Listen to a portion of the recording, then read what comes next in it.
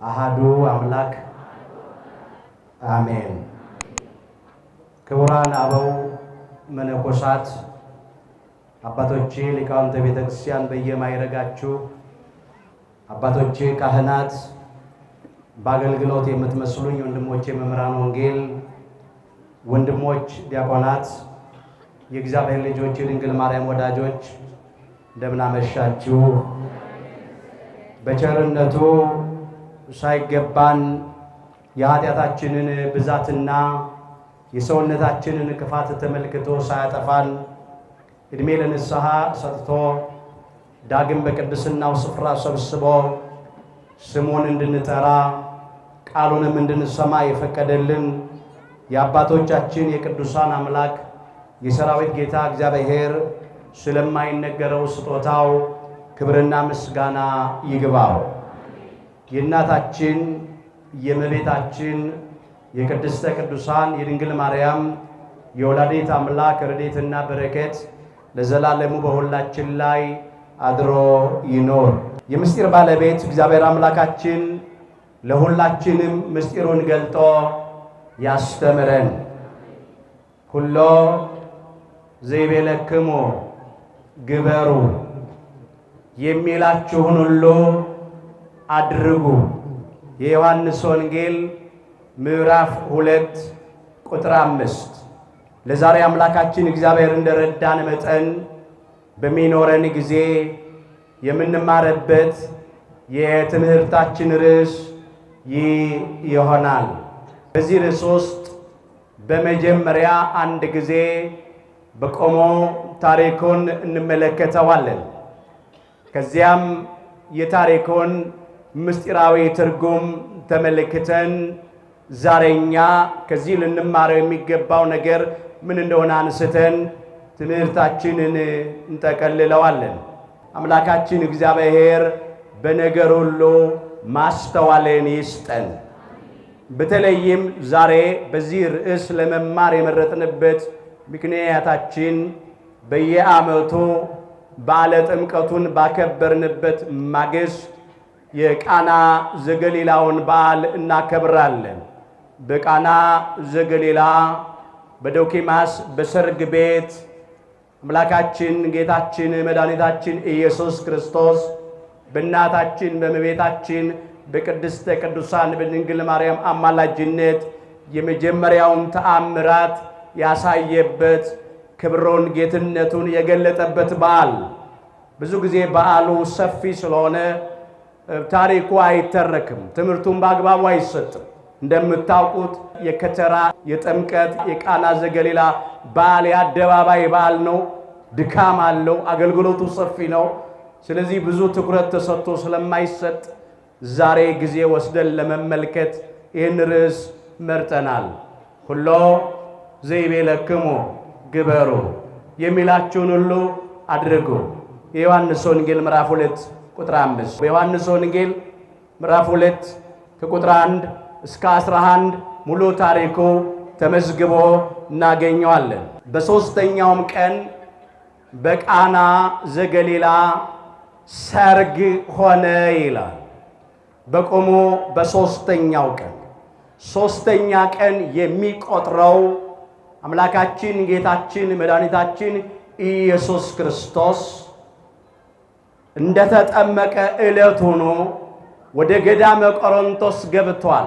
40 ቀን 40 ሌሊት በገዳመ ቆሮንቶስ ከጾመ ከጸለየ በኋላ ዲያብሎስ ተፈትኖ ዲያብሎስን ድል አድርጎ ዲያብሎስን ድል የምናደርግበትን ኃይል ለእኛ ለልጆቹ ካደለን በኋላ ወጣ ይላል። የጨረሰው 40ውን ቀን ቅዳሜ ነው። ከእሁድ ጀምሮ ነው አንድ ብሎ የሚቆጥረው። የካቲት 21 እሁድ ቀን ነው አንድ ይላል። የካቲት 22 ሰኞ ቀን ነው 2 ይላል። የካቲት 23 ማክሰኞ ቀን ነው ሦስተኛው ቀን የሚለው ያንን ነው። ጌታችን በተጠመቀ በ43ኛው ቀን ማለት ነው።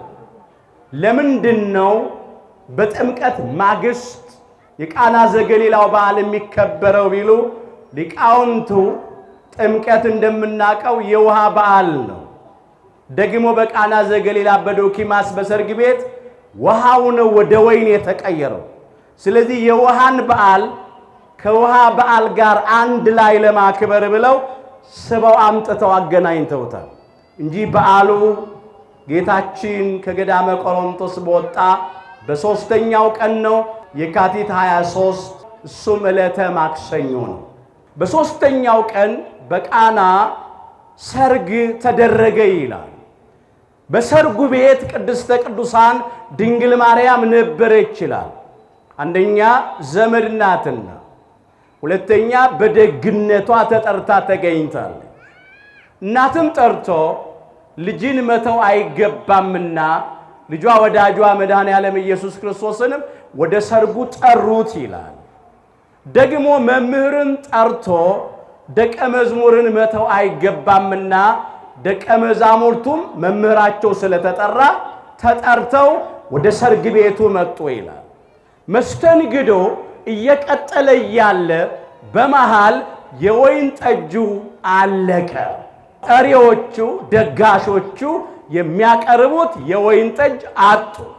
ያን ጊዜ ቅድስተ ቅዱሳን ድንግል ማርያም ወደ ልጇ ወደ ኢየሱስ ክርስቶስ ቀርባ እንዲህ አለችው፣ ወይንኬ አለቦሙ አለችው። ወይን እኮ የላቸውም፣ ወይን እኮ አልቆባቸዋል ብላ ቅድስተ ቅዱሳን ድንግል ማርያም ለአምላካችን ለኢየሱስ ክርስቶስ ተናገረች።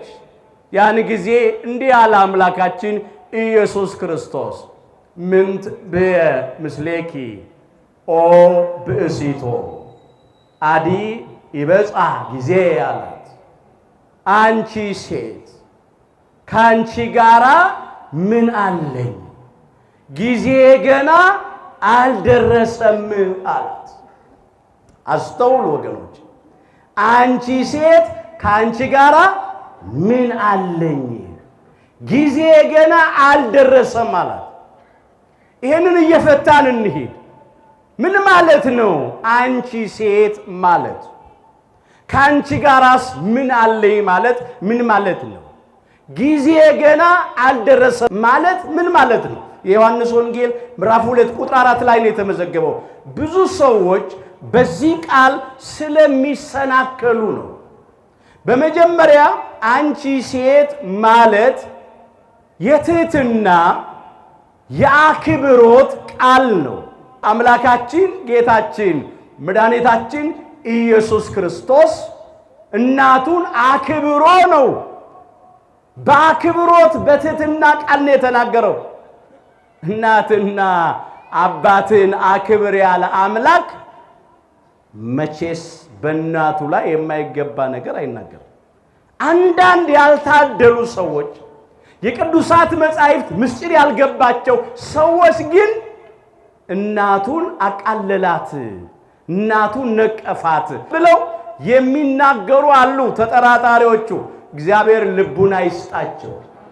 በዕብራውያን ልማድ አንቺ ሴት ማለት የትህትና ንግግር፣ የአክብሮት ንግግር ነው። በብዙ ስፍራ በቅዱሳት መጻሕፍት ውስጥ ተመዝግቦ እናገኛለን። ራሱ አምላካችን ጌታችን መድኃኒታችን ኢየሱስ ክርስቶስ በመዋዕለ ስብከቱ ልጇ ታሞባት እየለመነች የቀረበችውን ሴት እንዲህ ብሏት ነበረ፣ አንቺ ሴት እንደወደድሽ ይሁንልሽ ነው ያላት። በማቴዎስ ወንጌል ምዕራፍ 15 ቁጥር 28 ላይ አንቺ ሴት በሉ እንደወደድሽ ይሁንልሽ። የምትወደው የልጇን መፈወስ መዳን ነበረ። አንቺ ሴት እንደወደድሽ ይሁንልሽ አላት። በዚያ ሰዓት ደግሞ ልጇ ተፈወሰ ይችላል። ክብር ምስጋና ለአምላካችን ለእግዚአብሔር ይሁን። ሌላው ከ18 ዓመት ጀምሮ ጎባጣ ሆና ቀና ብላ መሄድ ያቃታት አንዲትን ሴት እንዲህ አላት። ጠራትና አንቺ ሴት ነይ ብሎ አንቺ ሴት አላት፣ ከድካምሽ ተፈተሻል አላት። እጁንም ጫነባት። ያቺም ሴት ከጉብጥናዋ ቀና ብላ ቆመች፣ ተመላለሰች ይላል። ታሪኳ ተለወጠ፣ ነገሯ ተገለበጠ። የሉቃስ ወንጌል ምዕራፍ 13 ቁጥር 12 ላይ አንቺ ሴት ብሎ ከድካምሽ ተፈተሻል አላት። የሚቀጥለውን ነገር ተመልከቱ ወገኖች። ይሄ የጥላቻ የንቀት የማዋረድ ቃል አይደለም። እንደገና ሌላው ሳምራዊቷን ሴት በዚያ በዮሐንስ ወንጌል ምዕራፍ 4 ቁጥር 21 ላይ የተመዘገበ ታሪክ ነው። አንቺ ሴት እመኚ ነው ያላት። ውሃ ልትቀዳ ወደ ያዕቆብ ጉድጓድ እንስራ ተሸክማ ትሄድ የነበረችው ሴት በልቡኗ እንስራ አንዴ ከጠጡት ዳግም የማስጠማውን የሕይወትን ውሃ ቀርታ ተመልሳለች። በአምላካችን በጌታችን በመድኃኒታችን በኢየሱስ ክርስቶስ የባህሪ አምላክነት አምና ለብዙ ሰው መዳን ምክንያት ሆናለች። ክብር ይግባት ይህቺ ሳምራዊት ሴት። አንቺ ሴት እመኚ ነህ። አራተኛ በዮሐንስ ወንጌል ምዕራፍ 8 ቁጥር 10 ላይ የተመዘገበ ታሪክ ነው። ትዝ ትላችኋለች ያቺ ስታመነዝር የተገኘችው ሴት። ጸሐፍት ፈሪሳውያን እየገፉ እየከሰሱ ወደ ክርስቶስ ያቀረቧት ምንድን ነበር ያላት? አንቺ ሴት ከሳሾችሽ ወዴት አሉ አላት። የፈረደብሽ የለም አላት። አንድስ እንኳን አለች። እንግዲህ እኔም አልፈርድብሽም፣ በሰላም ወደ ቤትሽ ሂጂ፣ ከዚህ ባስ እንዳያገኝሽ ወደፊት ኃጢአት አትስሪ አላት። አንቺ ሴት ነው ያለው እዚህ ላይ። አምስተኛ አምላካችን ጌታችን መድኃኒታችን ኢየሱስ ክርስቶስ በዕፀ መስቀል ላይ ተሰቅሎ ሳለ መስቀሉ ስር የተገኙት ሐዋርያውና ወንጌላዊው ቅዱስ ዮሐንስ ወልደ ነጎድጓድና እናቱ ቅድስተ ቅዱሳን ድንግል ማርያም ነበሩ። እንዲህ አለ ወደ ቅድስተ ቅዱሳን ወደ ድንግል ማርያም እየተመለከተ አንቺ ሴት እነሆ ልጅሽ አላት። በዮሐንስ ወንጌል ምዕራፍ 19 ቁጥር 26 ጀምሮ ተመዝግቧል። ሁላችን የምናውቀው ታሪክ ነው። አንቺ ሴት ብሎ እነሆ ልጅሽ አላት። ሌላ ሞትን ድል አድርጎ ከተነሳ በኋላ ደግሞ የሆነውን እንመልከት። ስድስተኛው ነው። መላእክት የተናገሩት አሉ ለመግደላዊት ማርያም። መግደላዊት ማርያም በጎልጎታ መቃብር አካባቢ እያለቀሰች የጌታችንን ሥጋ ትፈልግ ነበረ። ሽቱ ልትቀባው ሞትን ድል አድርጎ እንደተነሳ ገና አላመነችም፣ አላወቀችም። ከዚያ መላእክት ቀረቡና እንዲህ አሏት፣ አንቺ ሴት በሉ ስለምን ታለቅሻለሽ? ቅዱሳን መላእክት የተናገሩት ቃል ነው። በዮሐንስ ወንጌል ምዕራፍ 20 ቁጥር 13 ላይ ተመዝግቧል። አንቺ ሴት ነው ያሏት። ከዚያ ስለምን ታለቅሻለሽ? ምን እንርዳሽ? ምን እናድርግልሽ? እንባዋን ለማበስ ነው የጠየቋት፣ ሌላ ቃል አይደለም። ከዚያ ዞር ስትል ጌታችንን አየችው። እሱ እንደሆነ አላወቀችም። አትክልት ጠባቂ መስሏት ነበር ይላል። ከዚያም እሱ ደግሞ ቀረበና እንዲህ አላት፣ አንቺ ሴት ስለምን ታለቅሻለሽ? ማንንስ ፈልጊያለሽ? እሱም ቀጥሎ ጠየቃት ራሱ። ከዚያ ድምፁን ለይታ ስለምታውቅ ማርያም ሲላት ረቡኒ አለች። ረቡኒ ማለት በዕብራይስጥ መምህር ሆይ ማለት ነው። ስለዚህ አንቺ ሴት የሚለው ቃል የአክብሮት የትህትና ቃል ነው እንጂ የነቀፌታ አይደለም። የመጀመሪያው ነው። አንቺ ሴት አላት እመቤታችንን እናቱን ጌታችን። እመቤቴ ሆይ እናቴ ሆይ ነው ያላት። ከአንቺ ጋራ ምን አለኝ? ሁለተኛ ደግሞ የሚነሳው ይሄ ነው። ከአንቺ ጋራ ምን አለኝ ብሏታል ብለው በሌላ ነው የሚያቀርቡት። ይህንንም የሚመስል ብዙ ታሪክ በቅዱሳት መጻሕፍት ውስጥ ተመዝግቧል። ጥቂት ነገር ጠቁሚያችሁ ልለፍ። በዚህ በሁለተኛ ሳሙኤል ምዕራፍ 19 ቁጥር 22 ጀምሮ የተመዘገበ ታሪክ አለ። ክቡር ዳዊት ከሱ ጋር አብረው የተሰደዱትን የጾርያ ልጆችን ለሱ አግዘው ሊበቀሉለት በወደዱ ጊዜ ምን አላቸው? እናንተ የጾርያ ልጆች ሆይ እኔ ከእናንተ ጋራ ምን አለኝ አላቸው። እኔ በሉ ከእናንተ ጋራ ምን አለኝ? ምን ማለት ነው? እኔ ከናንተ ጋራ ምን ጸባለኝ ማለት ነው። እንዲበቀለው ፈለጉ። እሱ ግን እኔ ከናንተ ጋራ ምን አለኝ? ዛሬ ለምን ሰው ይሞታል? ለምን ሰው ይገደላል? ይህ አይደረግም ማለት ተዋለ። ካንቺ ጋራ ምን አለኝ ማለት ካንቺ ጋራ ምን ጸብ አለኝ ማለት ነው። ይህ ብቻ አይደለም። ያቺን የሳራፕታዋን ሴት እናውቃለን። በዚያ በድርቅ ዘመን ነብይ እግዚአብሔር ቅዱስ ኤልያስን ታገለግለው የነበረች ባልቴት፣ እነሆ ይቺ ባልቴት ልጇ ታመመ፣ ተጨነቀች። ነብዩ ኤልያስን እንድትንከባከበው እግዚአብሔር ያዘጋጃት ሴት ናት። ከዚያ ይቺ ሴት ወደ ነብዩ ወደ ኤልያስ ቀርባ እንዲህ አለችው፣ የእግዚአብሔር ሰው ሆይ አለች፣ ካንተ ጋራ ምን አለኝ አለች። አንደኛ መጽሐፈ ነገሥት ምዕራፍ 17 ቁጥር 18 ላይ የእግዚአብሔር ሰው ሆይ ብላ ካንተ ጋራ ምን አለኝ? ካንተ ጋራ ምን ጸብ አለኝ? ያኔ ማድጋ ውስጥ የነበረው ፍኝ ዱቄት ነው። ማሰሮ ውስጥ የነበረው ጥቂት ዘይት ነው። ቂጣ ጋግረሽ አምጥተሽ ስጪኝ ባልከኝ ጊዜ አላቀረብኩም። ሳገለግል ስታዘዝ አደለ የቆየሁት። ለምን? ኃጢአቴን ለእግዚአብሔር ታሳስብ ዘንድ ልጄን ትገድል ዘንድ ወደ እኔ መጥተሃልን? ምን አደረግኩ? እኔ ከአንተ ጋር ምን ጸብ አለኝ ለአንተ ከመታዘዝ አንተን ከማገልገል ውጭ ብላ ጠየቀች። ከዚያም የሞተ ልጇን በእግዚአብሔር ቸርነት በነቢየ እግዚአብሔር በቅዱስ ኤልያስ አማላጅነት ሕያው ሆኖ አገኘችው። ክብር ምስጋና ለአምላካችን ለእግዚአብሔር ይሁን። ካንተ ጋራ ምን አለኝ አለች። ካንተ ጋራ ምን ጸብ አለኝ ነው። ካንቺ ጋራ ምን አለኝ እንዳለ አምላካችን ኢየሱስ ክርስቶስ ለእመቤታችን ማለት ነው።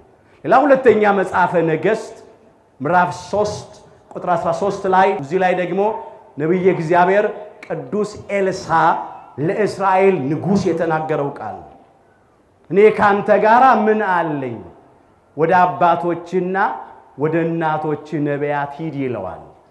ካንተ ጋራ ምን ጸብ አለኝ ማለት ነው። ካንቺ ጋራ ምን አለኝ ማለት እናቴ ሆይ መቤቴ ሆይ ካንቺ ጋራ ምን ጸብ አለኝ ማለት ነው። ውሃውን ወይን አድርገው ብትኝ አላደርግም እልሽ ዘንድ ምን ጸብ አለኝ? አልታዘዝሽም እል ዘንድ ምን ጸብ አለኝ? ውሃውን ወይን ላላደርገው የጎደለውን ላልሞላ ያንቺን ጥያቄ ያንቺን ልመና ላልመልስ ላልፈጽም እዚህ ሰርግ ቤት ተገኝቻለሁ ማለት ነው። ካንቺ ጋራ ምን አለኝ? አስተውሉ ወገኖቼ፣ ካንቺ ጋራ ምን ጸብ አለኝ?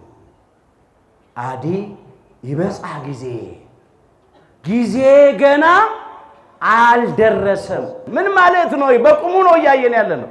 ጊዜ ገና አልደረሰም ማለት እግዚአብሔር ስራ የሚሰራበት ጊዜ አለው። ጊዜ ገቢር ለእግዚአብሔር ነው። ጊዜ ገና አልደረሰም። ለምን? የወይን ጠጁ ከዕቃ ውስጥ ሙሉ ለሙሉ አላለቀም። ስለዚህ ሳያልቅ ሳይሟጠጥ ተአምራት ቢያደርግ ምን ሊሉት ነው?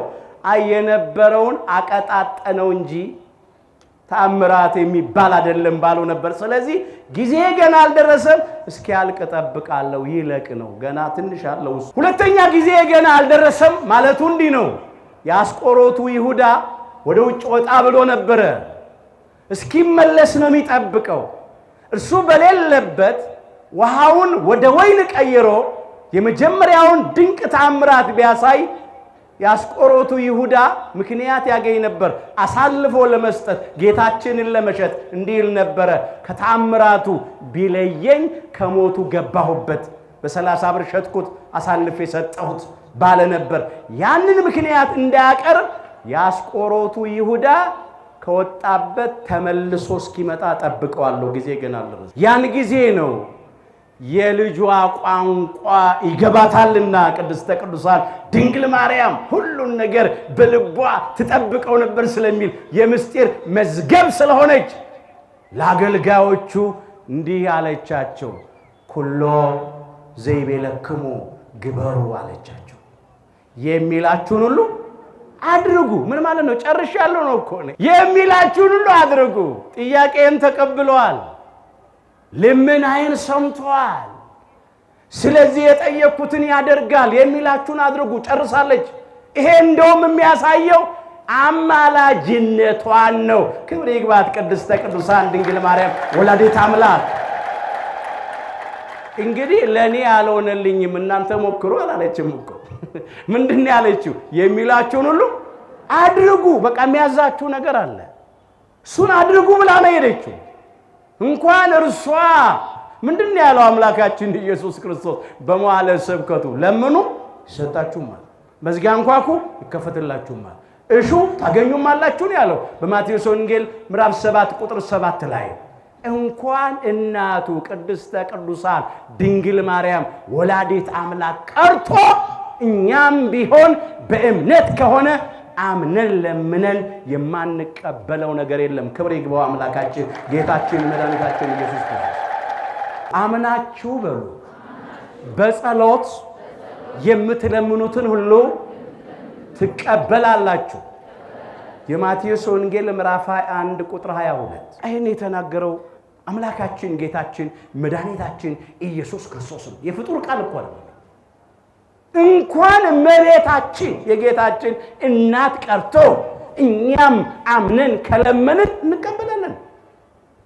እና እመቤታችን ለምና ላትቀበል ነው፣ ምልጃ አቅርባ ልጇ ላይ ታዘዛት ነው፣ ፈቃዷን ላይ ፈጽም ነው። እነኚህ ሰዎች ምን አይነት ወንጌል ነው የሚያምኑት? ምን አይነት እምነት ነው አለን የሚሉት? የት ያውቁታል አምላካችን ጌታችን መድኃኒታችን ኢየሱስ ክርስቶስን? ክርስቶስን እናውቃለን፣ ወንጌልን እንሰብካለን፣ አማኞች ነን ይላሉ። ግን በፍጹም ከፍሬያቸው ታውቋቸዋላችሁ። እነሱ እኮ እንለምንላችሁ ይላሉ፣ እንጸልይላችሁ ይላሉ እኮ ለሌላው። ለራሷ ክርስትና አልተነሳች ልታቋቋም ሄደች ይላሉ።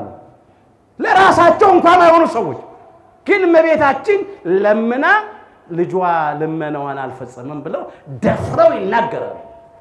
ይሄ ድፍረት ነው። አሁንም እግዚአብሔር ልብ ይስጣቸው። የሚላችሁን ሁሉ አድርጉ አለች። መልእክተኞች ወደ ክርስቶስ ቀረቡ። ከዚያም እንዲህ አላቸው፣ የድንጋዩን ጋኖች ውሃ ሙሏቸው አለ። እዚያ 6 ትልልቅ የድንጋይ ጋኖች ነበሩ ይላል ታሪኩ። እነኚህ የድንጋይ ጋኖች አንዳንዶቹ 2 እንስራ ይይዙ ነበር፣ አንዳንዶቹ 3 እንስራ ይይዙ ነበር ይላል። አሁን 6ቱ የድንጋይ ጋኖች ሁሉም 2 የሚይዙ ቢሆኑ 6 ጊዜ 2 12 እንስራ ይይዛሉ ማለት ነው። ምናልባትም 3ቱ የድንጋይ ጋኖች 2 እንስራ ቢይዙ 3ቱ የድንጋይ ጋኖች ደግሞ 3 እንስራ ቢይዙ 9 እና 6 15 ይሆናል። ደግሞ 6ቱም የድንጋይ ጋኖች 3 እንስራዎች እያንዳንዳቸው ይይዛሉ ይባል 3 ጊዜ 6 18 ነው። 18 እንስራዎች ይይዛሉ ማለት ነው። ከዚያም እስከ አፋቸው ሞሏቸው ይላል። እስከ ምናቸው አምጥተው የሞሉት ውሃ ነው የድንጋዩን ጋኖች። ከዚያ እንዲህ ያለ አምላካችን ኢየሱስ ክርስቶስ በመጀመሪያ ቀርታችሁ ለአሳዳሪው ስጡ አለ። ተአምራትስ ማድረግ ያውቅበታል፣ ግን አስተዳደር አያውቅም እንዳይሉት በመጀመሪያ ለማስጡ ለአሳዳሪው። ቅደም ተከተሉ እንደሱ ነው። አሳዳሪው ሳይቀምስ ማንም አይቀምስ። ሌላው ቀድማችሁ ለአሳዳሪው ስጡ ማለት ሌሎች ሁሉ ጠጥተው ትንሽ ሞቅ ብሏቸዋል፣ ጣዕም አያውቁ። አሳዳሪው ግን ጣዕም ለይቶ ያውቃል፣ ምንም አልቀመሰምና ያ ከውሃ ወደ ወይንነት የተቀየረውን በተአምራት የተገኘውን ማለት ነው እንዲያደንቅ እንዲገረም መጀመሪያ ለአሳዳሪው ስጡታል። እንደተባሉትም እነኛ አገልጋዮች ወስደው በመጀመሪያ ለአሳዳሪው ሰጡት ይላል። ወጥኢሞ አንከረ ሊቀ መርፋቅ ውእተ ማየ ዘኮነ ወይነ ይላል። ሊቀ መርፋቁ የመርፋቁ አለቃ ያንን ከውሃ ወደ ወይንነት የተቀየረውን ወይን የሆነውን ውሃ ቀምሶ አደነቀ ይላል። ክብር ምስጋና ለአምላካችን ለጌታችን ለመድኃኒታችን ለኢየሱስ ክርስቶስ። እሱ ከየት እንደመጣ አያውቅም ነበረ ይላል። ማን እንዳዘጋጀው እንዴት እንደተለወጠ አያውቅም። አገልጋዮቹ ግን ያውቁ ነበር ይላል ታሪኩ። ለምን? አገልጋዮቹ የድንጋይ ጋኖቹን ውሃ ሙሏቸው ተብለዋል። ውሃ እየቀዱ ሞልተዋል፣ ያውቃሉ። ወይን የሆነውን ውሃ ያውቃሉ። እነሱ ከየት እንደመጣ ያውቃሉ። እነሱ ናቸው የቀዱት። እሱ ግን አያውቅም። አስተውሉ ወገኖቼ። ከዚያ ተገረመና ጠየቀ አሳዳሪው ሙሽራው ዶኪማስና እነሆ በመጀመሪያ መልካሙን የወይን ጠጅ ያቀርባሉ፣ እሱን ከጠጡ በኋላ ቢጠጡም ባይጠጡም ብለው መናኛውን ተርታውን ያቀርባሉ። የተለመደው እንደዚያ ነው። ሲያልቅ ቅራሪ ነው የሚቀርበው። መልካሙማ መጀመሪያ ነው የሚቀርበው።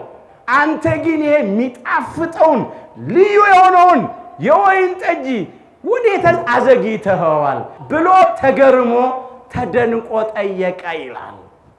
ወአራየ ስብሐቲሁ ይላል። ክብሩን ገለጠ፣ ጌትነቱን ገለጠ፣ ተአምራቱን ገለጠ። ወአምኑ ቦቱ አርዳኢሁ ይላል። ደቀ መዛሙርቱም በእርሱ አመኑ ይላል። ክብር ምስጋና ለአምላካችን ለጌታችን ለመድኃኒታችን ለኢየሱስ ክርስቶስ ይሁን። 3 ዓመት ከ3 ወር በዚህ ምድር እየተመላለሰ ከሚያሳያቸው ተአምራቶች ከሚያሳያቸው ድንቃ ድንቆች መካከል የመጀመሪያውን ተአምራት በቃና ዘገሊላ በዶኪማስ በሰርግ ቤት አደረገ ነው የሚለው። ለምን? አምላካችን ኢየሱስ ክርስቶስ በአደባባይ ሊያስተምር ሲጀምር ዕድሜው 30 ዓመት ያህል ሆኖት ነበር ይላል የሉቃስ ወንጌል ምዕራፍ 3 ቁጥር 23 ላይ። ኢየሱስም ብሎ ሊያስተምር ሲጀምር ዕድሜው 30 ዓመት ያህል ሆኖት ነበር። ስንት ዓመት? 30 ዓመት። አሁን እዚህ ላይ ስናይ የመጀመሪያውን ተአምራት አደረገ ነው የሚለው። በተአምረ ኢየሱስ ላይ እኮ የተጻፈ በሕፃንነቱ ያሳያቸው ተአምራቶች እኮ አሉ፣ ድንቃ ድንቆች እኮ አሉ። ይሄንን የመጀመሪያ ያለበት ምክንያት ምንድነው ቢባል በአደባባይ ከተጠመቀ በኋላ ሊያስተምር ሲጀምር ከ30 ዓመቱ በኋላ ካሳያቸው የመጀመሪያው ተአምር ይሄ ነው ማለት ነው። ደግሞ ተአምራቱም ድንቅ ነው። ልክ ሊቀ ነቢያት ሙሴ በሐልዮ ውሃውን ወደ ደም እንደቀየረው አምላካችን ጌታችን መድኃኒታችን ኢየሱስ ክርስቶስ ደግሞ ምንም ሳይናገር ውሃውን ወደ ወይን ቀየረው። ልዩ ወይን፣ የሚጣፍጥ ወይን። ክብረ ምስጋና ለአምላካችን ለጌታችን ለመድኃኒታችን ለኢየሱስ ክርስቶስ። እንግዲህ ይሄ የሚያሳየው በቅድስተ ቅዱሳን በድንግል ማርያም አማላጅነት አምላካችን ጌታችን መድኃኒታችን ኢየሱስ ክርስቶስ ውሃውን ወደ ወይን እንደቀየረውና የነኛን የሰርገኞች የደጋሾች እፍረት እንዳራቀላቸው ነው። የጎደለውን እንደሞላ ነው። አዝነው ነበር፣ ተክዘው ነበረ። ከየት ይደርሳል? ገበያም እንዳይወጡ አይገኝም። ወይን ጠጅም ጥሎ አይደርስም። በጣም ከባድ ነው። ግን እመቤታችን የሰው ችግር ስለሚገባት በእውነት የጎደለውን በምልጃዋ ሞላችው፣ እፍረታቸውን አራቀችላቸው። ክብር ይግባት ቅድስተ ቅዱሳን ድንግል ማርያም ወላዲተ አምላክ። ይሄ በቆሞ ታሪኩ ነው። ሁለተኛ የዚህን ታሪክ ምስጢራዊ ትርጉም እንመልከት። በሶስተኛው ቀን በቃና ዘገሊላ ሰርግ ተደረገ። ሶስተኛው ቀን ያለው ሶስተኛውን ክፍለ ዘመን ነው። የመጀመሪያው ክፍለ ዘመን ሕገ ልቡና ይባላል። ከአባታችን ከአዳም አንስቶ እስከ ሊቀ ነቢያት እስከ ሙሴ ድረስ ያለው።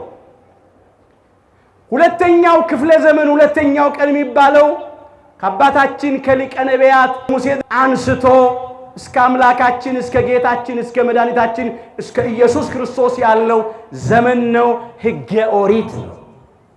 ሶስተኛው ቀን ወይም ሶስተኛው ክፍለ ዘመን የሚባለው ከክርስቶስ ጀምሮ ያለው ወቅት ነው። ይሄ ደግሞ ሕገ ወንጌል የተሰጠበት ዘመነ ስጋዌ ሐዲስ ኪዳን ነው።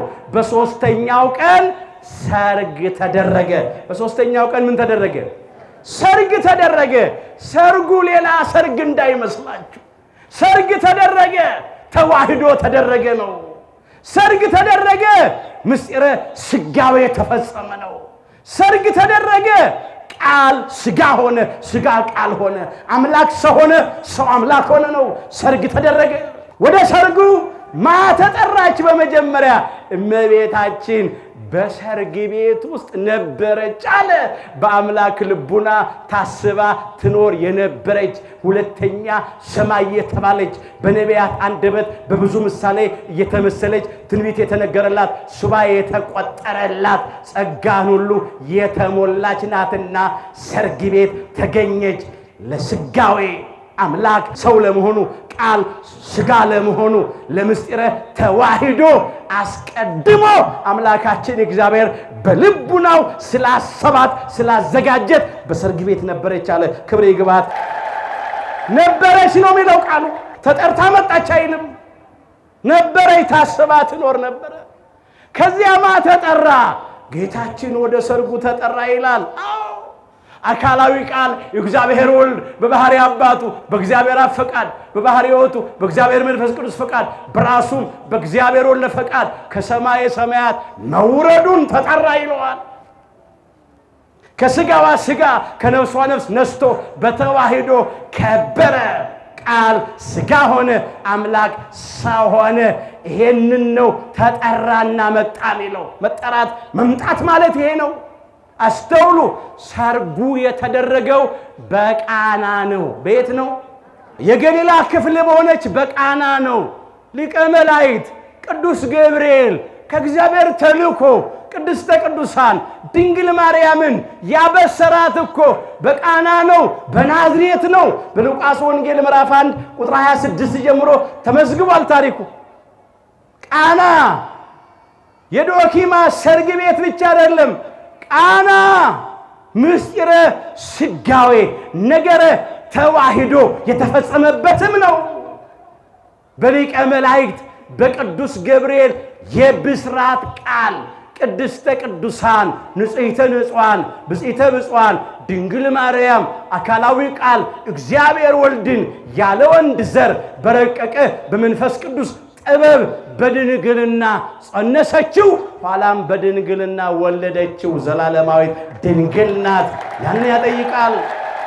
ሰርግ ተደረገ። በሰርግ ምን ይደረጋል? ሙሽራውና ሙሽራይቱ ይዋሃዳሉ። መለኮት ከትስብእት ጋራ፣ ትስብእት ከመለኮት ጋራ ተዋሃደ። የቃል የመለኮት ገንዘብ ለትስብእት ለስጋ ለሰውነት ሆነ። የስጋ የትስብእት የሰውነት ገንዘብ ለቃል ለመለኮት ሆነ። ሙሽራውና ሙሽራይቱ በሰርግ እንደሚዋሃዱ እንዲሁ ምስጢረ ተዋህዶ ምስጢረ ስጋዌ ተፈጸመ ማለት ነው። ሰርግ ሆነ ማለት ይሄ ነው። በሰርግ ቤት የሙሽራው ቤተ ዘመዶችና የሙሽራይቱ ቤተ ዘመዶች አንድ ይሆናሉ። የሙሽራው የመለኮት የቃል ቤተ ዘመድ የተባለው እልፍ አእላፋት ወትልፊት አእላፋት ቅዱሳን መላእክት ናቸው። የሙሽራይቱ የሥጋ የትስብእት የሰውነት የቅድስተ ቅዱሳን የድንግል ማርያም ቤተ ዘመዶች ቤተሰቦች ምንባል አዳምና እኛ ልጆቹ የሰው ልጆች ነን። በምስጢረ ስጋዌ በሰርጉ በነገረ ተዋህዶ ሰማያውያን መላእክት ከምድራውያን የሰው ልጆች ጋር አንድ ሆንን። የሙሽራውና የሙሽራይቱ ዘመዶች አንድ ሆኖ ማለት ነው። ክብረ ምስጋና ለአምላካችን ለጌታችን ለመድኃኒታችን ኢየሱስ ክርስቶስ። ሰርግ ተደረገ። እንደዚህ ነው ወገኖች። በሰርግ ቤት ደቀ መዛሙርቱ ተጠሩ። መምህራቸው ስለተጠራ ክርስቶስ ዓለሙን ለማዳን ከቅድስተ ቅዱሳን ከድንግል ማርያም ተወለደ። ከዚያ ደቀ መዛሙርቱ ደግሞ ተጠሩ፣ ለአገልግሎት ተጠሩ፣ ለተልእኮ ተጠሩ። ለምን? መምህራቸው መምህራችን አምላካችን ኢየሱስ ክርስቶስ ሰው ሆኖ ተገልጧልና ተጠሩና መጡ። ለምን ተጠሩ? ለአገልግሎት ተጠሩ፣ ለማስተማር ተጠሩ። ስለ ስጋዌ፣ ስለ ምስጢረ ተዋሂዶ፣ ስለ ነገረ ተዋሂዶ አምላክ ሰው አምላክ ስለሆነበት ምስጢር ሊያስተምሩ ሊመሰክሩ ተጠርተው መጡ ማለት ነው። ጠራቸው ከተለያየ ቦታ። ደቀ መዛሙርቱ ተጠርተው ሰርግ ቤት ተገኙ ማለት ይሄን ሊመሰክሩ ተገኙ። እነሱ ናቸው ምስክሮቹ። አስተውሉ ወገኖቼ። ምንድን ነበረ ያላቸው? ወደ ዓለም ሁሉ ሂዱ፣ ወንጌልንም ለፍጥረት ሁሉ ስበኩን ያለው። የማርቆስ ወንጌል ምዕራፍ 16 ቁጥር 15 ላይ ትዝ ይላችኋል። ወይኑ አለቀ፣ መስተንግዶ እየተደረገ ምን አለች ቅድስተ ቅዱሳን ድንግል ማርያም? ወይንኬ አልቦሙ አለች። ወይን እኮ የላቸውም አለች። አልቋል እኮ አለች። አዳምና እኛ ልጆቹ ወይን አልቆብን ነበር። ወይን ጽድቅ፣ ወይን ንጽህና ቅድስና፣ ወይን ፍቅር አልቆብን ነበረ። በመርገመ ሥጋ ላይ መርገመ ነፍስ፣ በሞተ ሥጋ ላይ ሞተ ነፍስ፣ በርደተ መቃብር ላይ ርደተ ሲኦል የተፈረደብን ነበርን። አፍረን ነበር፣ ተዋርደን ነበር፣ ባዶ ነበርን። ምንም ነገር አልነበረንም። ጽድቅ የለም፣ ቅድስና የለም፣ ንጽህና የለም፣ አልቆብናል። ቅድስተ ቅዱሳን ድንግል ማርያም ቀረበች። ወይን እኮ የላቸውም አለች። ምን አለ አምላካችን ኢየሱስ ክርስቶስ? አንቺ ሴት ከአንቺ ጋራ ምን አለኝ? ጊዜ ገና አልደረሰም። እናቴ ሆይ መቤቴ ሆይ ከአንቺ ጋራ ምን ጸብ አለኝ? ምን ክርክር አለኝ? እነሆ ሥጋዬን ቆርሼ ደሜን አፍስሼ የሕይወት ምግብ የሕይወት መጠጥ ላልሆንላቸው ከአንቺ ተወልጃለሁ፣ ሰው ሆኛለሁ። ይሄ እኮ ነው ሰርግ ቤት መገኘት ማለት። አምላክ ሰው መሆን እኮ ነው። ምስጢረ ሥጋዌ ነው፣ ነገረ ተዋሂዶ ነው። አምላክ ሰው የሆነው ቅዱስ ሥጋውን ቆርሶ ሊቀድሰን ነው። ክቡር ደሙን አፍስሶ ሊያከብረን ነው። በወይን የተመሰለውን የከበረ ደሙን አፍስሶ የሕይወት መጠጥ ሊሆነን ነው።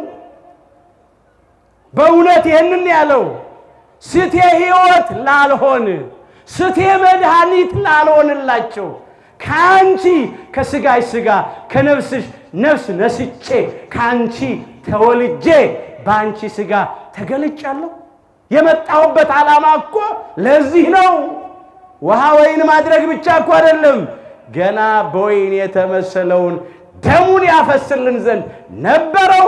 በዕለተ ዓርብ ደግሞ በቀራንዮ መስቀል ላይ አፍስሶልናል። ክብር ይግባው። ይህንን ማለት ነው።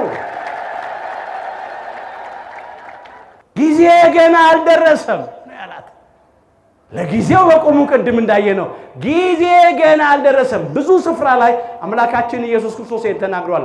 በዮሐንስ ወንጌል ምዕራፍ 7 ቁጥር 6 ላይ ተመልከቱ።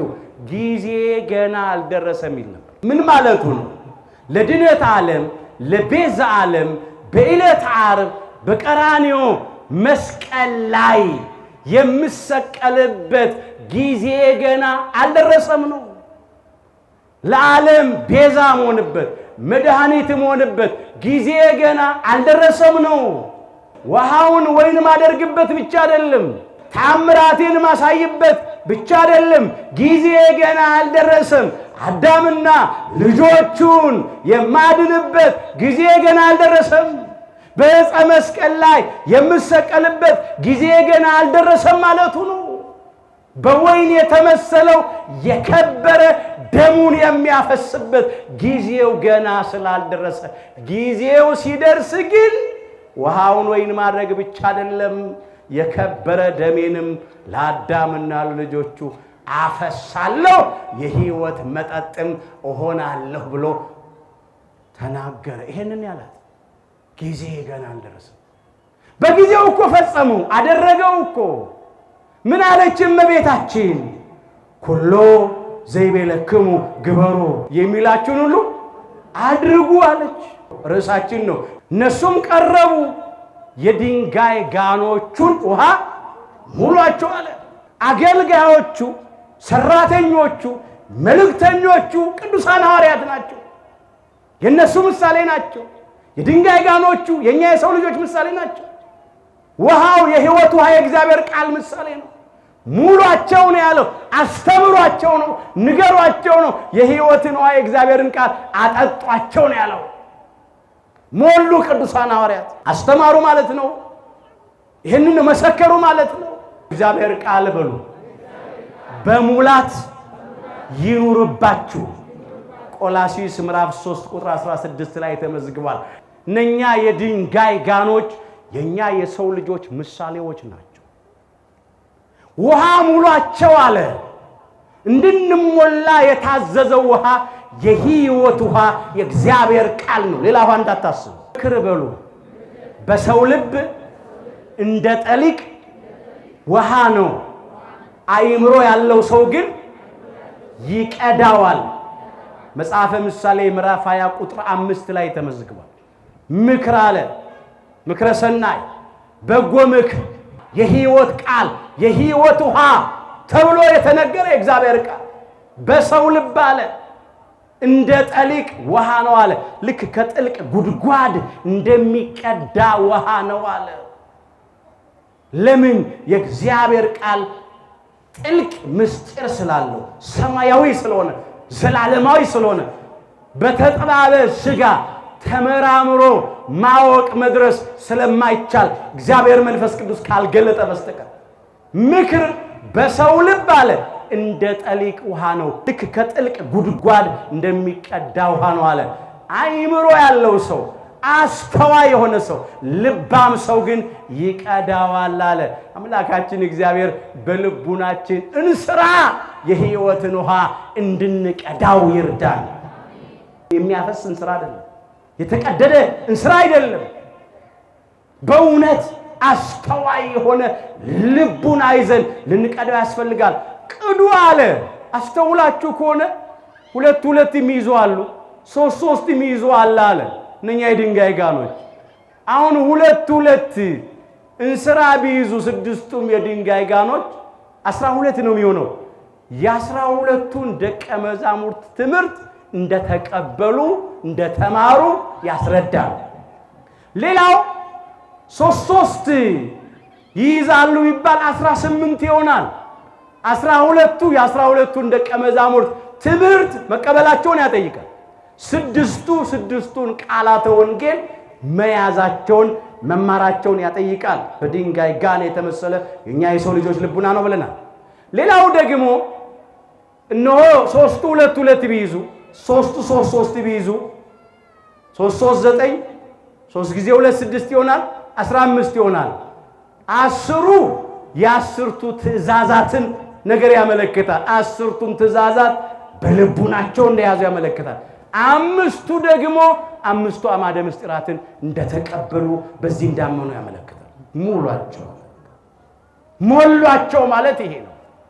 የሕይወትን ውሃ የእግዚአብሔርን ቃል ቅዱሳን ሐዋርያት ሞሉ፣ አስተማሩ። ከዚያስ ቀርታችሁ መጀመሪያ ለማስጡ ለአሳዳሪው አሳዳሪው አባታችን አብርሃም ነው። ይህንን ወይን የሆነው ውሃ ከየት እንደመጣ አያውቅም ነበረ። አልነበረም። አምላክ ሰው ሲሆን አልነበረም። ቃል ሥጋ ሲሆን አልነበረም። መልእክተኞቹ ተላላኪዎቹ ግን ያውቁ ነበረ። ደቀ መዛሙርቱ ግን ይህን ያውቃሉ። ከእሱ ጋር ነበሩና ተከትለውታል፣ ያውቃሉ። ያንን ማለት ነው። አብርሃም አደነቀ፣ ተገረመ። ሙሽራውን ክርስቶስን ጠየቀ። እንደ ሰው መጀመሪያ መልካሙን ወይን ያቀርባል። ደገኛውን ሕግ ማለት ነው። ሌላው ወይን የተመሰለ ደግሞ ደገኛው ሕግ ነው። ነፃ ያወጣንበት ሕግ፣ ልጅነት ያገኘንበት ሕግ፣ ጸጋ እግዚአብሔር የለበስንበት ሕግ፣ እንደ ቸርነቱ መንግስቱን የምንወርስበት ሕግ፣ ሕገ ወንጌልን ነው። ይሄ መልካም ወይን የተባለ ደግሞ እሱ ነው። ሰው መጀመሪያ መልካሙን ሕግ ይሰጣል፣ ያቀርባል፣ ያዛል።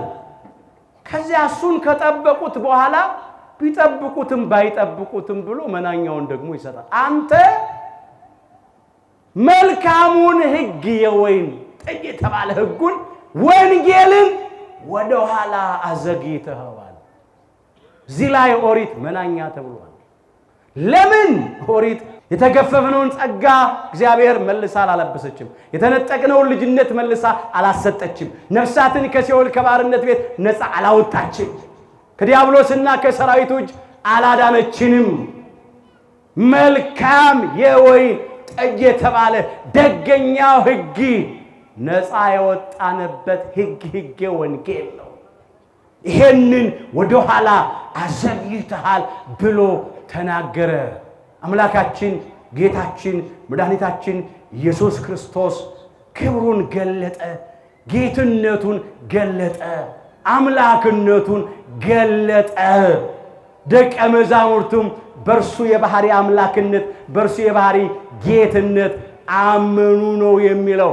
ውሃውን ወይን ስላደረገ ብቻ አይደለም፣ ቅዱስ ሥጋውን ቆርሶ ክቡር ደሙን አፍስሶ ዓለምን ስላዳነ ከምንም በላይ ሞትን ድል አድርጎ መግነዝ ፍቱልኝ መቃብር ክፈቱልኝ ሳይል በኃይሉና በስልጣኑ ስለተነሳ እነሆ በእሱ አመኑ። ከትንሣኤው በኋላ ነው ያመኑት። ክብር ምስጋና ለአምላካችን ለጌታችን ለመድኃኒታችን ለኢየሱስ ክርስቶስ።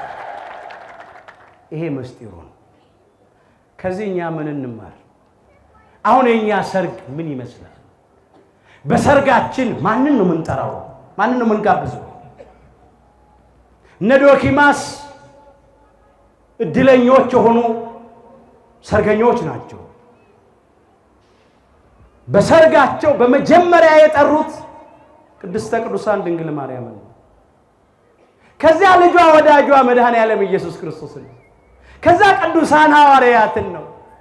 በመጀመሪያም ቢሆን ጋብቻን የባረከ ማን ነው? እግዚአብሔር ነው። እግዚአብሔር ነው ጋብቻን የሰጠ። ሰው ብቻውን ይሆን ዘንድ መልካም አይደለምና የሚመቸውን ረዳት እንፍጠርለት ያለው ማን ነው? እግዚአብሔር። በኦሪት ዘፍጥረት ምዕራፍ 2 ቁጥር 18 ነው። በመጀመሪያም እግዚአብሔር ወንድና ሴት አድርጎ ፈጠራቸው፣ ባረካቸው፣ ብዙ ተባዙ ምድርንም ሙሏት ብሎ መጀመሪያም የባረከ እሱ ነው። ዘፍጥረት ምዕራፍ 1 ቁጥር 28 ነው። ጋብቻን በመጀመሪያ የባረከ ጋብቻን የሰጠ እግዚአብሔር ነው። ወደ ሰርጋችን መጠራት ያለበት በመጀመሪያ አምላካችን እግዚአብሔር ነው። ስንቶቻችን ሰርግ ስናስብ ሰርግ ስንደግስ ስናዘጋጅ መጀመሪያ ጥሪው ወደ እግዚአብሔር ነው። ስንቶቻችን ወደ እግዚአብሔር እንጸልያለን? በፈቃደ እግዚአብሔር ጋብቻችን የምናደርግ ስንቶች ነን?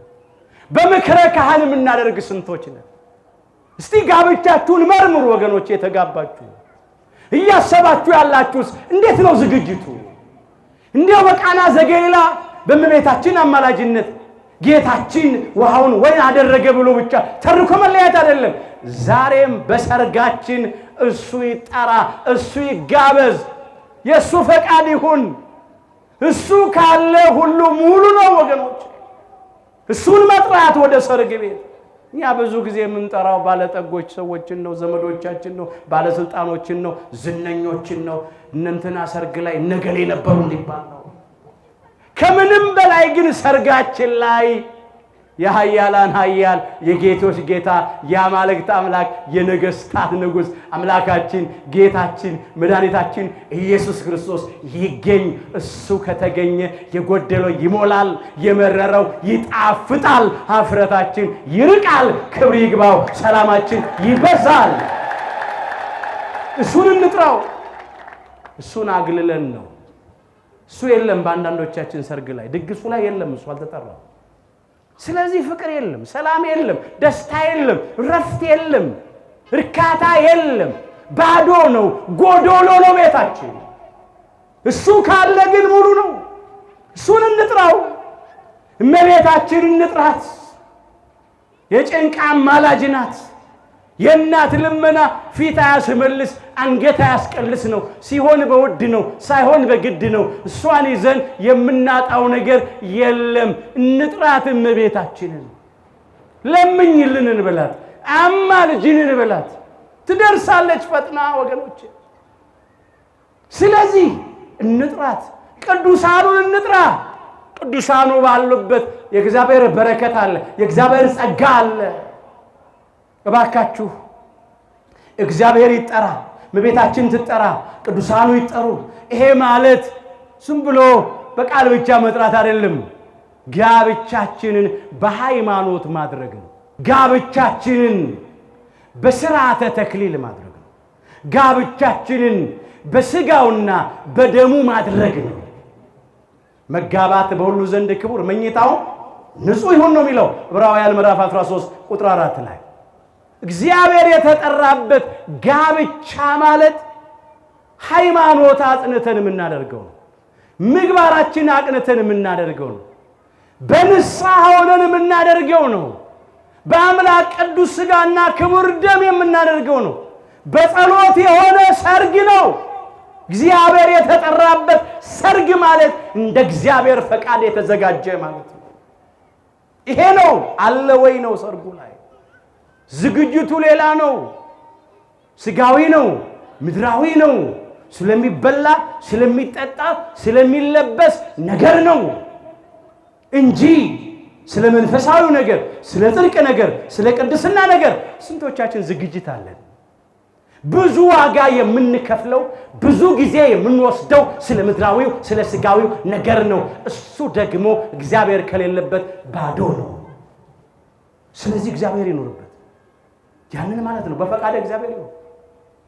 አስተውላችሁ ተከታተሉ ወገኖች። መጋባት በሁሉ ዘንድ ክቡር፣ መኝታውም ንጹሕ ይሁን። መኝታውም ንጹሕ የሆነ ደግሞ ባል የቃል ኪዳን ሚስቱን ካላታለለ ነው። ሚስት የቃል ኪዳን ባሏን ካላታለለች ነው። አንድ ወንድ ለአንዲት ሴት፣ አንዲት ሴት ለአንድ ወንድ ብቻ ከሆነ ነው። ለአዳም አንድ ሔዋንን ነው እግዚአብሔር ከጎኑ አውጥቶ የሰጠው። ለሔዋን አንድ አዳምን ነው የሰጣት፣ ሁለት የለም። አሁን እግዚአብሔር አለበት ወይ? መኝታው ንጹሕ ነው ወይ ነው? የት አለ? እስቲ እንመርምር፣ እንጠይቅ። ስንት ነውር አለ፣ ርኩሰት አለ፣ በደልና ጥፋት አለ። ስለዚህ መኝታው ንጹሕ ይሁን። አሁን እነሱ ይጠሩ፣ ያን ጊዜ አይጎርልም፣ ቢጎርልም እርሱ ይሞላዋል። አንዳች የሌለን ስንሆን ሁሉ የኛ ነው። ሁለተኛ ቆሮንቶስ ምዕራፍ 6 ቁጥር 10 አንዳች የሌለን ስንሆን ሁሉ ምንድነው? የኛ ነው። አሁን ሁለት ተቃራኒ ነገር ነው ያለው። ሰው አንዳች ከሌለው እንዴት ሁሉ የእርሱ ይሆናል? ቅዱስ ጳውሎስ ተሳስቶ እኮ አይደለም ሲመዘግብ። አሁን ጥሬ ቃሉን የሚያዩ ሰዎች፣ የሃይማኖት ሰዎች ያልሆኑ መንፈሳዊ ምስጢር የማይገባቸው ሰዎች ይሄማ እርስ በርሱ ይጋጫል ይላል። አንዳች የሌለን ስንሆን ሁሉ የኛ እንዴት ይሆናል? ምንም እኮ የለም። ምንድን ነበር ያለችው ቅድስተ ቅዱሳን ድንግል ማርያም? ወይን እኮ የላቸው፣ ምንም እኮ የለም፣ ምንም የለም። እሱ ካወቀበት ውሃ ሙሉ አለ። ድንጋይ ጋኖች ውሃ ሞሉ፣ ቀርታችሁ ስጡ አለ። ውሃ ወይን ሆነ። ያው በሰው እጅ ከተጠመቀው ከተጣለው የወይን ጠጅ በላይ የሚጣፍጥ ሆነ። ክብር ይግባው። እሱ ሲሰራ እንደዚህ አንዳች ላይኖረን ይችላል። እሱ በእኛ ሕይወት ውስጥ እሱ በእኛ ቤት ውስጥ ካለ ግን ሁሉ የማን ነው? የኛ ነው። ለምን? ሁሉ ያለው አምላካችን እግዚአብሔር አባታችን ነው። እሱ ካለ ምን እናጣለን? እሱ ካለ ምን ይጎርልብናል? እንመን፣ ተስፋ እናድርግ። የኛ አምላክ ከሰማይ መና ወርዶ የሚመግብ ነው። ከአለት ከጭንጫ ከድንጋይ ላይ ውሃ አፍልቆ የሚያጠጣ አምላክ ነው። ውሃውን ወይን አድርጎ የሚለውጥ አምላክ ነው። በቃ ታሪካችን ይለወጣል፣ ነገራችን ይገለበጣል፣ ቤታችን ባዶ ይሆናል፣ ደሞዛችን አይበቃም ይሆናል። ግን አይዟችሁ፣ እሱ በሕይወታችን ይኑር፣ እመቤታችን ትኑር፣ ቅዱሳኑ ይኑሩ። ያን ጊዜ ሁሉ ይሞላል፣ ይትረፈረፋል። እኛ ከጣር ነው፣ እኛ ከለፋንበት፣ እኛ ከሰራ ነው፣ እኛ ካዘጋጀ ነው በላይ እሱ የሚሰጠን ደግሞ ይጣፍጣል። ክብር ይግባው። ከሱ ለመቀበል መዘጋጀት። የእግዚአብሔር በረከት በሉ ባለጸጋ ታደርጋለች። ቃሉ ነው። በራሳችን ባዶዎች ምንም ላይኖረን ይችላል። ግን እግዚአብሔር በበረከቱ ባለጸጎች ሊያደርገን የታመነ አምላክ ነው። ሶሎሞን ነው የተናገረው በዚህ በመጽሐፈ ምሳሌ ምዕራፍ 10 ቁጥር 22 ላይ የእግዚአብሔር በረከት ባለጠጋ ታደርጋለች። አሁን ዶኪማስንና ዘመዶቹን ቤተሰቦቹን እነኛን ደጋሾቹን ባለጠጎች ያደረጋቸው የሚጣፍጥ ወይን በቤታቸው እንዲሞላ ያደረገ የማበረከት ነው። እግዚአብሔር በረከት የእግዚአብሔር በረከት ባለጠጋ ይሞላል ቤት። በእምነት እግዚአብሔርን መማፀን ነው። እሱን ተስፋ አድርጎ መጠበቅ። እነሱን እንጥራ። ይሄ በቁሙ በህይወታችን በስጋ በምድር ባለው ነገር በነፍስ ጉዳይ በመንፈሳዊ ህይወታችን ጉዳይ ባዶ የሆንናል። ባዶ የሚጣፍጥ ነገር የሌለን ፍቅር ወይን የሌለናለን። ትሕትና፣ ትዕግስት፣ ይቅርባይነት ወይን የሌለናለን። ባዶ የሆንናል። አሁን ይሄ ባዶ ጋናችን ባዶ እንስራችን ልቡናችን በህይወት ውሃ በእግዚአብሔር ቃል ይሞላ። እመቤታችን ዛሬም እንዲህ ትላለች፣ ኩሎ ዘይቤለክሙ ግበሩ ትላለች። አገልጋዮቹን የሚላችሁን ሁሉ አድርጉ ትላለች። ይሄ ለደቀ መዛሙርቱ ነው ለጊዜው። ከዚያ በእነሱ እግር ለተተኩት ለአባቶቻችን ለካህናት ለአገልጋዮቹ ነው ለሊቃውንቱ ነው። የሚላችሁን ሁሉ አድርጉ። ምን ይላል ጌታችን? የድንጋዩን ጋኖች ውሃ ሙላቸው፣ ህዝቡን አስተምሩ፣ አሳምኑ፣ አጥምቁ፣ ምከሩ፣ ገስጹ ይላል። የሚላችሁን ሁሉ አድርጉ። እኛ ደግሞ መሞላት አለብን። የህይወትን ውሃ እግዚአብሔርን ቃል በልቡናችን እንስራ መሞላት አለብን። አዛዥ አለ፣ ታዛዥ አለ። ደግሞ የተሞሉ የድንጋይ ጋኖች አሉ። አሁን አገልጋዮች ሞልተዋል። ካህናት፣ መምህራን፣ ሊቃውንት ሞልተዋል። ውሃውን የህይወትን ውሃ የእግዚአብሔርን ቃል ሊሞሉን የተዘጋጁ ያለመሰልቸት። እኛ ደግሞ ለመሞላት እንዘጋጅ። ለምን? እስከ አፋችን ከተሞላን ከአፋችን የሚወጣው የሚጣፍጥ ነገር ነው። በልብ ሞልቶ ከተረፈው በአፍ ምን ይላል? ይነገራል። ያልተሞላውን በአንደበታችን ልናወጣው አንችልም። ትዝ ይላችኋል። እስከ አፋቸው ሞሏቸው ነው የሚለው። እስከ ምናቸው? እስከ አፋቸው። አሁንም አምላካችን እግዚአብሔር በህይወት ውሃ በቅዱስ ቃሉ በሚያንጸው ቃል በሰላም በፍቅር በይቅርባይነት በትህትና ቃል የልቡናችንን እንስራ እስከ አፋችን ድረስ ይሙላልን። ያንን ከተሞላን ከአንደበታችን ራሱ የሚፈሰው የሚጣፍጥ ቃል ነው። መራራ እኮ ነው የአንዳንዶቻችን ቃል። የስድብ ቃል እኮ ነው። የቁጣ ቃል ነው። መራራ የሆነ የሐሰት ቃል ነው። ጸብ ነው ምን ዘራው፣ ጎጠኝነት ነው ምን ዘራው። ምንድነው አሁን ከኛ ልብስ በአፋችን የሚቀዳው? ምንድነው? ቀርታችሁ ስጡ አለ። ቀርተው ሰጡ። ሊቀ መርፋቁ አደነቀ፣ ቀምሶ አጣጥሞ። አሁን ከኛ የሚወጣው ቃል ሰዎች ሲሰሙት ይደነቃሉ፣ ይገረማሉ፣ ይጣፍጣቸዋል፣ ያንጻቸዋል። ሰውን በሉ ለማነጽ የሚጠቅም ማናቸውም በጎ ቃል እንጂ ከአፋችሁ ከቶ ክፉ ቃል አይውጣ። ቅዱስ ጳውሎስ በኤፌሶን መልእክቱ ምዕራፍ 4 ቁጥር 29 ጀምሮ የመዘገበው ቃል ሰውን ለማነጽ ለማዳን የሚጠቅም ማናቸውም በጎ ቃል መልካም ቃል እንጂ ክፉ ቃል ከአፋችሁ ከቶ አይውጣ ነው። ከክርስቲያኖች አንደበት መውጣት ያለበት የሚያንጽ ቃል ነው። አስታራቂ የሆነ ቃል፣ የሰላም ቃል፣ የፍቅር ቃል፣ የሚያድን ቃል ነው መውጣት ያለበት። እሱ ደግሞ ሊወጣ የሚችለው የሕይወትን ውሃ የእግዚአብሔርን ቃል ስንጠጣ ነው። በልባችንን ሥራ ስንቀዳው ነው።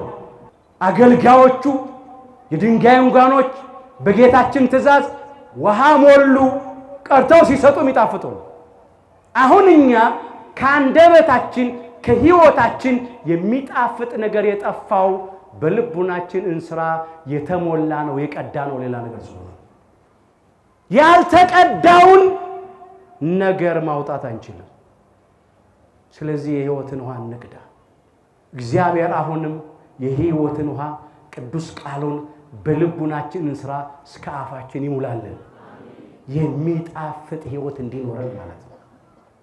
ይህን ነው ያደረጉት አገልጋዮቹ። የሚላችሁን ሁሉ አድርጉ ብዙ ብሎናል። እሱ በፍቅር ኑሩ ብሏል፣ በትሕትና ኑሩ ብሏል፣ በይቅርታ ኑሩ ብሏል። ለተራበ አጉርሱ፣ ለታረዘ አልብሱ፣ ለተጠማ አጠጡ፣ ለድሃ ቸርነት አድርጉ ብሏል። ጾሙ፣ ጸልዩ፣ ስገዱ ብሎናል። የሚላችሁን ሁሉ አድርጉ፣ ንስሐ ግቡ ብሏል። ሚላችሁን አድርጉ። እመቤታችን የምትለው ይህን ነው። ዛሬ ራሱ እግዚአብሔር አብም በታቦር ተራራ ላይ ይሄንን ያለው ወሎቱ ስምዑ ነው ያለው። እርሱን ስሙት። የማቴዎስ ወንጌል ምዕራፍ 17 ቁጥር 5 እርሱን በሉ ስሙት። አንድ አይነት ቃል። እሞታለሁ ቢላችሁ እሰቀላለሁ ቢላችሁ አትሙትብን፣ አትሰቀልብን አትበሉት። ያለ እርሱ ሞት የእናንተ ሕይወት የለም፣ ያለ እርሱ መከራ የእናንተ ክብር የለም። ስለዚህ እርሱን በሉት ስሙት። የምትለምኑትን አታውቁም ቢላችሁ የምንለምነውን እናውቃለን አትበሉት። ከናንተ በላይ ለናንተ የሚያስፈልገውን የሚያውቅላችሁ ማን ነው? እርሱን ነውና እርሱን ስሙት። እኛን ስማ አንበለው፣ እርሱን እንስማው። የኛ ፈቃድ ይፈጸም አንበል፣ የሱ ፈቃድ ይፈጸም። የሚላችሁን ሁሉ አድርጉ፣ እርሱን ስሙት። የዚህ ርዕስ መሰረታዊ ዓላማ የሚለንን ሁሉ ማድረግ ነው። እርሱን መስማት ነው። የእናታችን የቅድስተ ቅዱሳን የድንግል ማርያም የወላዲተ አምላክም ቃል ምንድን ነው? የሚላችሁን ሁሉ አድርጉ ነው። የእግዚአብሔር አብም ቃል እርሱን ምበሉት ነው፣ ስሙት ነው። እርሱን ከሰማ ነው። የሚለንን ሁሉ ካደረግን ማፈር የለም፣ መዋረድ የለም፣ መሸማቀቅ የለም፣ መታወክ መጨነቅ የለም፣ ሐዘን፣ ትካዜ፣ ፍርሃት፣ ድንጋጤ፣ ስጋት የለም። ማንን ከሰማን? እሱን ከሰማን። የሚለንን ካደረግን። ዛሬ ችግሩ ሰዎች የሚሉንን እያደረግን ሰዎች የሚሉንን እየሰማን ይኸው አፍረናል። እንደ ቤተሰብ አፍረናል፣ እንደ ሀገርም ተዋርደናል። አምላካችን እግዚአብሔር በእመቤታችን አማላጅነት እፍረታችንን ያርቅልን። ተዋርደን የለ አፍረን የለ። ዛሬ የምንጨነቅበት እርስ በርስ መለያየት፣ መበላላት፣ መነካከስ፣ እልቂቱ፣ ጦረኝነቱ፣ የንጹሐን ደም በግፍ መፍሰሱ ከምን መጣ? ስደቱ፣ መፈናቀሉ፣ ወጥቶ ለመግባት መስጋቱ ከምን መጣ? እሱ የሚለንን ሳይሆን ሌሎች የሚሉንን ስለሰማን ነው። እሱ የሚለንን ስላላደረግን ነው። ምስጢሩ እዚህ ላይ ነው። የሚጣፍጥ ሕይወት እንዲኖረን፣ ሰላም እንዲኖረን፣ ደስታ እንዲኖረን፣ እረፍት እንዲኖረን እሱ የሚለንን እናድርግ። የሚላቸውንማ ያደረጉት ያው የሚጣፍጥ ወይን እኮ ቀዱ። አላያችሁ? ሊቀ መርፋቆስ እስኪደነቅ እስኪገረም ድረስ እኛም እንድንገረም በሱ ስራ፣ በሱ ቸርነት፣ በሱ ተአምራት አሁን የሚለንን እናድርግ። እውነቴን ነው የምላችሁ፣ ባዶም ቢሆን ምንም ባይኖር እሱ የሚለንን ካደረግን ምንጣፍጥ የሰላም ወይን እሱ ይሰጣል፣ የፍቅር ወይን እሱ ይሰጣል፣ የደስታ ወይን እሱ ይሰጣል፣ የበረከት ወይን እሱ ይሰጣል። የመረረውን ሁሉ ያጣፍጠዋል። ይሄንንም መጥፎ ታሪክ ለጥሩ ይቀይራል። ይሄን መጥፎ ነገር ለመልካም ይገለብጣል። ክብር ይግባው። የጊዜ ጉዳይ ነው። ግን የሚለንን ሁሉ ዘይቤለክሙ ግበሩ፣ የሚላችሁን ሁሉ አድርጉ። የዮሐንስ ወንጌል ምዕራፍ 2 ቁጥር 5 የሁላችንን መጨረሻችንን አምላካችን እግዚአብሔር በቸርነቱ ያሳምርልን። ቆየ